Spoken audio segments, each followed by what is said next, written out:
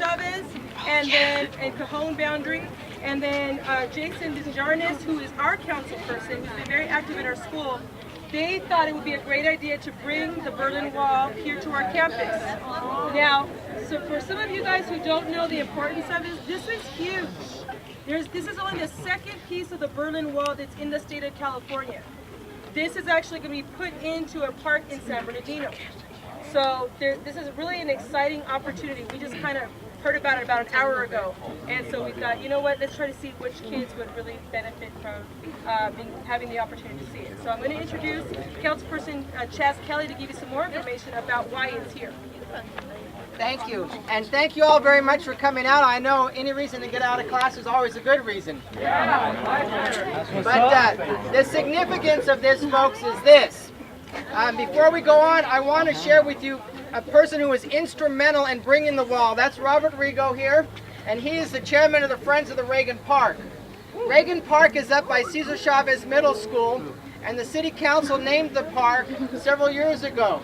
And the Friends of the Reagan Park decided that we needed a piece of history, a significant piece, to be in the park.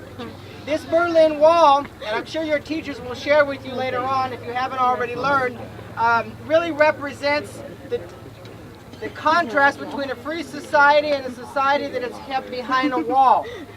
This side is the west side. That's why you see it's graffiti, because they were a free society. On the east side, it's a blank canvas, and they had a lot of guards over there, and there were many people who made a lot of attempts trying to come to freedom. Ronald Reagan made a famous speech encouraging Mr. Gorbachev to tear down this wall. I'm sure some of you might have seen that in your history classes, and this is a piece of history. Oftentimes, many of us will say, ooh, San Bernardino, we have that negative connotation about our city. I guarantee you that when this wall is placed in the Ronald Reagan Park, classes from high schools in Yucaipa, in the high desert, Colton, Grand Terrace will come to the city of San Bernardino to study the history of the Berlin Wall and Ronald Reagan. So if you happen to get out that way once the wall's installed, remember that it does represent a strong contrast between a free society and a society that's held behind a wall. I really thank you for the opportunity to bring it to San Bernardino High School. It's the only high school in town that's had a chance to see it firsthand. Be sure to take some pictures, and if you're, join me in a round of applause for the team that brought it together. Thank you very much. Before we let you go and look at it, I want to bring over one of our teachers. I don't know how many of you know that we offer German as a foreign language here on this campus. Woo! Mrs. Loki Young was in Germany when the wall came down. Oh, great. And so maybe you can share some of your insight before they actually get to go and touch it. Sure. Like I told my students, actually the height of the wall was probably as tall as the fence here. And there was not only one wall, there were two walls. And in between the wall there was a place where they had the German shepherds and the mines and the soldiers. Like this chairman said, They can't hear. Sure, come on. Okay, you guys, come a little bit closer, please, so more people can hear. I'll live on it. all right. I can't see anything. So like this gentleman said, when Ronald Reagan asked in public in front of national television, Mr. Gorbachev, who was the representative of Perestroika Glasnost, which means he kind of let the Iron Curtain already fall down. But when Mr. Reagan asked, President Reagan asked, please Mr. Gorbachev, tear this wall down, that was actually when nobody was assuming that it will happen.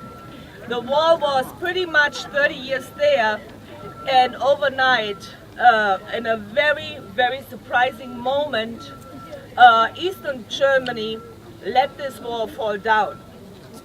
Now, what really happened was, the wall fell down November 9th, 1989, but what really happened was that during summer vacation time, a lot of Eastern German people tried to escape.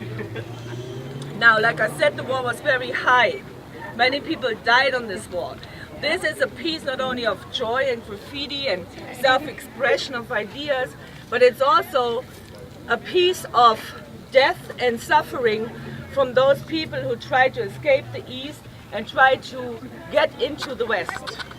Now, during that summer of 1989, to cut a long story short, thousands of people tried to escape through the Eastern European parts such as Hungary, Yugoslavia, Romania, tried to escape to the Western European world. Since there were too many people, they decided from one moment to the other that the wall falls down. And it really happened in that moment. All right, enjoy. Thank you.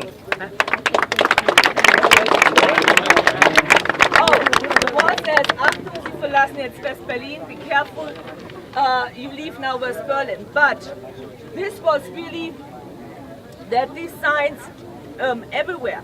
And they not only had it in German, they had it in French, in Russian, as well as English. Very nice. Thank you. Woo! Go Noki! Careful you leave. You guys can touch it too. Oh my God. We could touch it. Oh my gosh, we could touch it. We could touch it. Look how old the thing is.